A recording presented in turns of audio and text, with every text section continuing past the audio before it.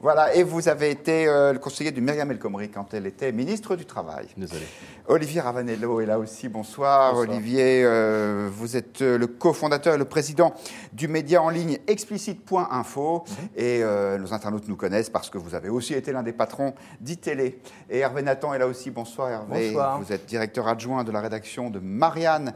Marianne qui, cette semaine, met en couverture ce peuple qui pue le diesel. Peut-être que c'est le peuple des Gilets jaunes, ça a même l'air d'être une certitude, vu la photo qui illustre votre couverture. Et justement, on va en parler des Gilets jaunes. C'est donc demain que va se dérouler ce mouvement, sur lequel on ne sait pas grand-chose. Il paraît qu'il y aurait 1500 actions prévues. Et puis, il paraît aussi, ça ce sont les services de renseignement qui nous le disent, que 8 franciliens, 5 hommes et 3 femmes âgés de 27 à 35 ans seraient à l'origine de ce mouvement. Ils n'ont aucun engagement militant connu, mais simplement une passion commune. Ce sont les rassemblements automobiles. Alors, faut-il craindre les affrontements, les dérapages? Écoutez, on n'en sait rien, à vrai dire. Mais le pouvoir est relativement en alerte. Écoutez, le Premier ministre, il était aujourd'hui dans l'Essonne. Il n'est pas complètement détendu. On peut manifester, mais bloquer un pays alors que les services d'urgence peuvent avoir besoin de circuler, alors que tout un chacun peut avoir besoin de circuler demain, n'est évidemment pas acceptable. Nous serons donc très attentifs, très concentrés, très vigilants pour faire en sorte que la liberté de manifester soit respectée, mais que la liberté de circulation soit également garantie. Hervé Nathan, est-ce qu'il a un caractère inquiétant, ce mouvement, pour vous? En tout cas, il a un caractère inquiétant pour les pouvoirs établis. À la fois le gouvernement, les conseillers de l'Élysée disent « Oh là là, surtout on ne fait pas le fier devant ce mouvement-là. D'abord, on a du mal à l'appréhender, on ne comprend pas bien. Ça naît sur Internet, mais c'est la première fois qu'on voit vraiment un mouvement né sur Internet aboutir à des mobilisations dans la rue. À vrai dire,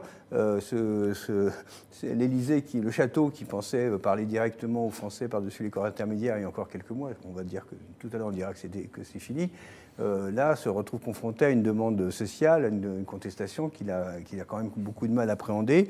Alors quand je dis il n'y a pas que Matignon, il n'y a pas que l'Élysée, il y a aussi, semble-t-il, d'une certaine manière, les blocages ont déjà commencé dans les têtes. C'est-à-dire que quand on voit que les sociétés d'autoroutes, il y a une société d'autoroute qui a recommandé aux automobilistes de ne pas venir sur les autoroutes samedi en disant on ne sait pas ce qui peut se passer. Il y a une grande chaîne d'hypermarchés qui a dit à ses clients ne venez pas samedi, on ne sait pas ce qui peut se passer, etc. D'une certaine manière, le blocage est déjà dans les têtes, dans les têtes des superstructures de ce pays. Et donc, d'une certaine façon, les Gilets jaunes ont déjà perturbé la vie du pays, au moins par anticipation. Après, est-ce qu'il peut y avoir des vraies perturbations ou des heurts, par exemple, des violences? Moi, je n'en suis pas persuadé parce que je pense de deux choses. Une, soit le mouvement, il est vraiment inorganisé. Et moi, je ne me souviens pas qu'on ait vu des vraies violences, avec ce que ça veut dire de confrontation avec les forces de police, par exemple, sans qu'il y ait des organisations. Par exemple, les gilets rouges, les bonnets rouges. Les bonnets rouges, pardon, en 2013. Voilà, j'ai pas. Ils protestaient contre. Ils protestaient. Il y avait des organisations. Il y avait en son sein des organisations, comme par exemple les organisations d'agriculteurs, qui étaient des spécialistes de l'affrontement avec la police. Je veux dire, c'est les agriculteurs, les organisations d'agriculteurs qui ont fait descendre les poteaux parce qu'ils savaient le faire. Ils savent amener le purin, ils savent amener les pneus, ils savent les enflammer. Ça demande de la coordination, de l'organisation. Moi, je parie que si c'est vraiment des inorganisés qui seront là demain, je pense qu'ils n'auront pas la possibilité, ils n'auront pas l'organisation pour faire ça. Voilà. Olivier Ravanello, cette manifestation, elle est d'une nature assez originale. Hervé Nathan le disait. Éric Zemmour, dans le Figmag d'aujourd'hui, l'a décrit comme une rébellion de manants, sans perspective politique. Mais, ajoute-t-il, c'est d'autant plus grave. C'est-à-dire que, comme il n'y a pas d'organisation, ça peut partir dans tous les sens. Ça part déjà dans tous les sens. Moi, ça m'inquiète le plus pour la nature du débat public. Ce qui va se passer samedi, je ne crois pas que... En même temps, je ne crois pas ou je crois, peu importe. Alors, on n'est pas là. Non, mais si, mais parce qu'on n'est pas là pour lire dans la boule de cristal et qu'on n'en sait rien. Donc, évitons de dire des bêtises. Ce qui est sûr, de mon point de vue, c'est que c'est dangereux pour le débat public parce qu'on est dans un vrai mouvement démagogique au sens littéral du terme. Et qu'on va avoir demain des gens qui vont mettre le gilet jaune. Mais la question, c'est de savoir, mais on fait quoi une fois qu'on l'a sur le dos? Et là, il n'y a aucune réponse. Et que, par définition, un mouvement politique qui rentre dans le débat public, dont on a fait un acteur du débat public, puisque nous en parlons tous et puis on essaye de voir s'il y a des raisons de se mobiliser ou pas, par définition, à un projet collectif, à quelque chose à proposer à la société avec laquelle on va être d'accord, on ne va pas être d'accord. Et là, il n'y a rien à proposer puisqu'il est tellement disparate que vous avez à la fois une mobilisation du côté des insoumis, des anticapitalistes, des petits chefs d'entreprise, des gens qui sont attachés à leur pouvoir d'achat, des policiers qui sont maltraités, des retraités, de tout le monde. Et le seul mot d'ordre, c'est on n'est pas content. Mais on n'est pas content, ça ne fait pas de la politique. Fergan Aziari, comme on peut le voir, vous êtes, vous, partie prenante de ce mouvement, vous irez manifester demain. Pourquoi ? Oui, sans doute, parce que... Non, oui, sans doute, parce que vous disiez qu'il n'y a pas de mot d'ordre, je pense que... Il a commencé par essayer de bloquer le plateau. Nathan dit que Fergan a essayé de bloquer le plateau, c'est totalement faux. Et donc voilà, c'est la limite du diffamatoire, je rétablis la vérité. Bien avec le nœud papillon. Et je lui rends la parole. Dire qu'il n'y a pas de mot d'ordre, à mon avis, c'est ne pas avoir compris l'essence de cette mobilisation. C'est-à-dire qu'aujourd'hui, effectivement, il y a une exaspération vis-à-vis de la fiscalité. Ce n'est pas le prix du carburant qui est en cause. Beaucoup de rédactions ont commenté le prix du carburant. La réalité, c'est le poids des prélèvements obligatoires qui exaspère aujourd'hui l'ensemble des Français. Moi, je fais le pari que si nous étions dans un pays... Cette citation, je suis contre le poids des prélèvements obligatoires, je n'ai pas beaucoup entendu. Si nous étions dans un pays qui était beaucoup moins fiscalisé, moi, je fais le pari que cette fiscalité écologique, quoi qu'on en pense, serait beaucoup plus acceptée.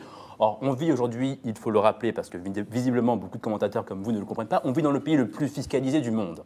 On vit dans le pays le plus fiscalisé du monde. Après, je suis d'accord ou pas d'accord avec vous, ça je le comprends très bien. Vous savez, j'ai deux, trois notions. Moi, je suis surpris de la surprise des commentateurs. Ce qui me surprend, c'est que la personne qui va être à côté de vous samedi n'en aura peut-être rien à faire de la fiscalité et des prélèvements obligatoires, il y aura quand même un gilet jaune. Puis il y en aura encore un autre qui n'en aura rien à faire de ce que le deuxième, lui, est venu faire et qui va aussi se mobiliser. C'est juste ça que je dis. Mais quand même, Olivier Ravanello, vous mobilisez pour ça, très bien. Mais au final, on fait quoi ? Mais là, au départ, tout ça est né d'une taxe supplémentaire sur le fioul et le diesel. Donc c'est vraiment un prélèvement obligatoire. Et qui en plus même si c'est un mot moins compliqué. Et que c'est une taxe grotesque puisque le diesel aujourd'hui ne pollue pas plus que la voiture. On a eu ce débat il y a encore 2 semaines ici même. Et que ce sont les diesels d'avant 2005 qui polluent. Qu'aujourd'hui, ce qui pollue dans une voiture, le savez-vous, je l'ai appris, on va l'expliquer demain sur Explicite, pour moitié, une voiture pollue à cause de ses plaquettes de frein et à cause de ses pneus. Pas parce qu'il sort du pot d'échappement. On est dans un débat qui est complètement démagogique sur l'écologie,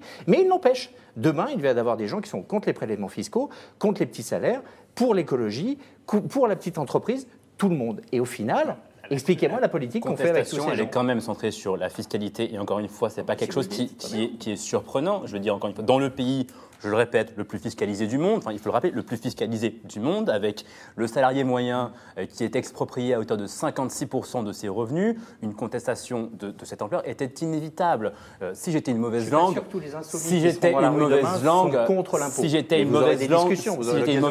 je rappellerais que les contestations fiscales dans l'histoire, il y en a eu pour moins que ça. Si j'étais vraiment de mauvaise foi, je vous dirais aussi que les Américains n'ont pas attendu d'être taxés à 56% pour faire sécession de la couronne britannique, que les révolutionnaires français de 89 n'ont pas attendu d'être taxés à 56% pour contester la monarchie. Donc il y a vraiment un niveau de prélèvement obligatoire qui aujourd'hui est excessif et qu'il faut nécessairement interroger. Et encore une fois, moi je suis sûr que quoi qu'on pense encore une fois de la fiscalité écologique, si on était dans un pays qui était beaucoup plus sobre sur le plan fiscal, les gens ne seraient pas aussi affectés vis-à-vis des atteintes portées à l'encontre de leur pouvoir d'achat. C'est quand même quelque chose qu'on peut légitimement envisager, il me semble. Sauf que ça ne se vérifie pas. Même. On va passer la parole à Mathieu Souquier, mais avant, on va la passer aux Français. Pardon de cette introduction un peu pompeuse pour vous parler d'un sondage qui est paru ce matin dans le Figaro, sondage Odoxa Denso Consulting, selon lequel 74% de nos compatriotes trouvent que le mouvement des Gilets jaunes de demain est justifié. Après avoir écouté les Français, nous écoutons un Français, Mathieu Souquier. Pas n'importe lequel. Non. Comme on est vendredi soir et donc presque en week-end, je suis de bonne humeur et j'ai envie de voir le verre un peu à moitié plein. D'abord pour dire, parce que la question posée, c'est celle de l'inquiétude nourrie face à ce mouvement qui pourrait déboucher sur des débordements, etc. Il est toujours en fait positif de constater qu'un mouvement social s'exprime, émerge. C'est le propre des démocraties. On l'oublie un peu, en fait. Il y a des tas de régimes où on ne peut pas manifester de cette façon-là, et c'est problématique. Au contraire, chez nous, finalement, il peut y avoir une opposition politique, syndicale et même populaire qui exprime son mécontentement de façon totalement libre. C'est plutôt une bonne chose. Deuxième chose, il se trouve, j'ai pas lu la note DRG, enfin j'ai vu qu'on en parlait effectivement, qu'à l'initiative de ce mouvement, il y a 8 internautes, enfin 8 personnes qui ont fait le buzz en fait à partir d'Internet, à partir des réseaux sociaux. Alors il y a eu même une coagulation de plusieurs petites choses. En tout état de cause, c'est un vrai mouvement spontané, né ou relayé en tout cas grâce aux réseaux sociaux. Donc les réseaux sociaux, ça produit parfois le pire, mais ça peut aussi produire de la mobilisation citoyenne. Et c'est pas si pire. Ensuite, sur le contenu du mouvement, oui, je rejoins ce que disait Olivier Ravanello à l'instant. Il y a la question du débouché politique. Quand il n'y a pas de débouché politique, ou quand il y a éventuellement une tonalité à ce mouvement social qui peut parfois être un tout petit peu factieuse, c'est-à-dire on va marcher sur l'Élysée, on a entendu quelques propos qui froissent un peu l'oreille, ça effectivement c'est inquiétant. Quand on voit que l'extrême droite elle-même fait un bouger, elle s'est toujours tenue très éloignée en fait des mouvements sociaux populaires de cet ordre. Là, elle accompagne volontiers le mouvement dans une grande convergence et une grande instrumentalisation politique qui va de Mélenchon à Le Pen en passant par Wauquiez. Tout ça, effectivement, pose question. Alors, effectivement, tu disais à l'instant que ça correspondait à un niveau de prélèvement obligatoire inédit dans l'histoire. Bon, il y a toujours eu des jacqueries, il y a toujours eu des contestations populaires face à l'impôt, quel qu'ait été le mouvement de prélèvement obligatoire. Donc, je ne sais pas si on peut dire que le niveau est aujourd'hui excessif. Certes, il est beaucoup plus élevé qu'il n'a jamais été. Mais ça correspond à une socialisation en fait des ressources pour se garantir des services publics, de la solidarité. Je suis désolé, sur la trentaine de pays de l'OCDE qui Laisse-moi terminer deux choses. Il y a quand même deux éléments par rapport à ce qui s'exprime dans ce mouvement. Un premier qui est un rejet du pouvoir et des élites, qui est probablement d'autant plus marqué que la présidence de Macron jusqu'à présent dénote par une forme d'arrogance que toutes les enquêtes d'opinion mentionne. Et puis deuxième chose, les prélèvements obligatoires, ils ont quand même baissé pour quelques-uns, non pas les riches, non pas les très riches comme disait François Hollande, mais les ultra riches, comme l'a constaté une note de la Fondation Jean Jaurès il y a peu de temps. Donc je doute que tout le monde porte un gilet jaune demain. Les ultra riches dans ce pays ont bénéficié depuis un an de la politique fiscale menée. Ça ressemble beaucoup au mouvement 5 étoiles quand même. Attendez, parce que non mais moi je et on voit comment il a fini. Le mouvement 5 étoiles en Italie qui a fini au pouvoir avec la coalition joue les idiots utiles de la Ligue du Nord en lui permettant de gouverner. Ça ne ressemble pas au mouvement 5 étoiles, ça ne ressemble à rien. Là où je suis d'accord avec vous, Olivier, c'est que ça ne ressemble à rien. Mais est-ce que c'est parce que ça ne ressemble à rien et qu'il n'y aurait pas de débouché politique que c'est pas un vrai mouvement? Parce que le problème, il est d'abord, soit ça dit quelque chose de vraiment important, soit c'est juste de la manipulation et puis rien du tout. J'ai pas l'air, c'est mon tour de dire, j'ai pas fini. Non mais je voudrais poser une question justement pour vous laisser plus de parole. Non, je vais aller ce que veut dire ce mouvement. Non, je n'ai pas cette intention et je n'ai pas cette prétention-là, parce qu'il y a une prétention, alors pour le coup, des élites parisiennes, à essayer de caractériser ce mouvement. Alors, mais si. Je vais aller habiter dans mon village demain. Mais oui, mais moi aussi, je bien, d'accord. Mais ça ne changera pas la nature, ça ne changera pas votre nature profonde. Si on essaye de comprendre. Non, je veux dire, par exemple, c'est quoi ce mouvement? Alors, je vais citer un autre éditorialiste de la presse, des médias parisiens, sur France Inter. On a eu droit à une dissertation sur le fait que, un peu comme vous, il n'y a pas de débouché politique, il serait incohérent, le mouvement serait incohérent et antidémocratique. Alors, c'est facile de dire ça depuis sa chaise à Paris. Ça arrive, d'abord, ça arrive que des mouvements, voilà, ça arrive, mais c'est pas grave. Mais sur quelle base on peut dire que incohérent, d'accord, antidémocratique, parce qu'il y a une protestation? C'est comme ça, c'est incohérent de dire que parce qu'on serait antidémocratique, parce qu'on serait incohérent. Par ailleurs, alors sur la question des prélèvements obligatoires, bonne question. Effectivement, une partie un des sous-bassements de ce mouvement, c'est effectivement un refus de la fiscalité trop forte.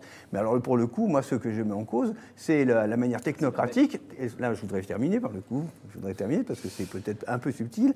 Ce qui est à remettre en cause, selon moi, c'est la manière technocratique dont on décide dans un pays où la fiscalité est effectivement élevée, parce qu'il y a énormément de services publics à financer, quand même. Notamment, parce que le principal des prélèvements obligatoires, c'est quand même la maladie et la vieillesse. Il faut quand même commencer par le dire. Donc, c'est pour les vieux et les malades. Donc, si on veut ne plus avoir de vieux et ne plus soigner les malades dans le lit. Non, mais ça ne vérifie pas pourquoi. Aux États-Unis, aux États-Unis, les mêmes catégories sont hors d'elles, les mêmes catégories en France sont hors d'elles. Et c'est le pays de l'OCDE où il y a le moins d'impôts. Dans les 30 pays de l'OCDE, il y a moins de fiscalité que la France. On est tous en train de crever, il n'y a pas d'infrastructure. Les catégories populaires et rurales, elles sont vachement contentes en ce moment aux États-Unis, malgré le taux d'impôt quasiment moitié moins de celui de la France, des prélèvements obligatoires. Ils sont à 30% de PO. Ça va bien aux États-Unis pour les catégories populaires? Elles ont l'air satisfaites. Pourquoi elles ont voté Trump, à votre avis? Parce qu'elles trouvaient que franchement, c'était formidable leur avenir. Parce qu'ils baissaient les impôts, voilà. peut-être. Je sais Oui, pas. peut-être, voilà. Voilà. Alors, on va dire à les derniers 30%, à mots. 30%, ils sont encore à dire il en faut encore moins parce qu'on n'arrive pas, on crève. Donc le problème qui se pose, c'est peut-être le problème des revenus plutôt que celui des impôts. Voilà. C'est lié parce que D'accord avec les moi, impôts parce que le titre grignotent les économique, revenus c'est des d'avoir de populations. politique Je de dis l'ordre. oui, Voilà. parce que c'est peut-être l'avenir de l'Europe qui nous attend si on continue comme Macron ça. a baissé bien, les je impôts suis depuis un an, de façon relativement injuste, mais il a baissé Voilà, les c'est impôts. tout l'intérêt de point de vue, c'est qu'on part des Gilets jaunes et on termine sur quelle politique macroéconomique pour le 21e siècle. Et c'est tout à fait intéressant. Je vous dis même le 22e, mais ça, on n'aura peut-être pas le temps, parce que le week-end arrive. Je donne la parole à nos internautes. À Babino qui nous dit l'idée de départ est plutôt bonne, mais les Gilets jaunes ont été récupérés par plusieurs formations politiques. Et puis Nicole qui est sur la même ligne que Fergan Aziari et qui nous dit c'est l'accumulation de tous ces impôts et taxes qui mettent les gens dans la rue. On parle d'un autre sujet de groupe de pression, mais ceux-là parfaitement organisés. On les appelle les lobbies en bon français. Il se trouve qu'ils font la couverture du Figaro Magazine parce qu'on a consacré un dossier intéressant à ce sujet. Mais ce n'est pas uniquement pour ça que je vous proposais d'en parler. C'est aussi parce qu'il y a une thèse dans ce papier qui est que peut-être les lobbies sont utiles dans la mesure où aujourd'hui ils sont organisés, ils sont visibles et que peut-être que c'est mieux que d'avoir des gens qui refilent en douce des valises de billets. Mathieu Souquier, est-ce que dans une démocratie moderne, dans laquelle, oui, il y a des groupes de pression, il ne faut pas mieux qu'ils s'expriment dès lors que c'est ouvertement ? Les lobbies, c'est un peu comme la choucroute. Parfois, c'est bon, parfois, c'est moins bon. Parfois, c'est réussi. En l'occurrence, j'ai dévoré le Figaro Magazine comme chaque semaine et j'ai lu votre papier avec beaucoup d'intérêt. On vous réinvitera. C'est très intéressant, la question des lobbies. C'est pas quelque chose de nouveau. Hein. On a souvent, même parfois dans la presse, on dit un marronnier. On a parlé de tous les lobbies qui ont pu exister à travers l'histoire. En l'occurrence, j'ai été très intéressé par votre papier, mais quand même frappé par un rapprochement qui est fait et que je trouve journalistiquement inquiétant entre la pression qu'orchestrent certaines ONG auprès des pouvoirs publics pour défendre des causes environnementales, sociales, féministes, etc. et les grands groupes, les grandes multinationales qui, elles, font effectivement du lobbying de façon extrêmement professionnelle, extrêmement coûteuse,